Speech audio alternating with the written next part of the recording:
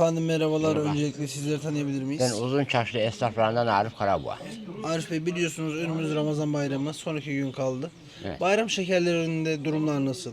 Valla bayram şekerlerinde öbür seneki göre düşük fiyatlar. Fiyatlar da normal. Yani satış pek yok. Vatandaşlar neden gelmiyor sizce? Ya vatandaşlar gelecek de vatandaşta bütçede para yok vatandaşın. Peki efendim, bayram şekeri en kalitelisi hangisi, en güzelisi hangisi En olur? kaliteli şeker kent şekeri. Zaten 200 lira fiyatı. Normal Konya şekerleri var 100 lira kilosu. İşte çikolatalar var 150 lira. Evet, bunların içinde vatandaş en çok tercih ettiği hangisi oluyor genelde? En çok şeker kısmını tercih ediyorlar. Peki Çikolata almıyorlar. sizin tavsiye edeceğiniz hangisi olur? Vallahi ben de şeker tavsiye ederim yani. Neden? Ya şeker daha şeyli, çikolata birazcık basit kaçıyor yani. Peki buradan Kırşehir halkına bir bayram mesajı vermek ister misiniz? Bütün vatandaşlarımızın bayramı hayırlı uğurlu olsun.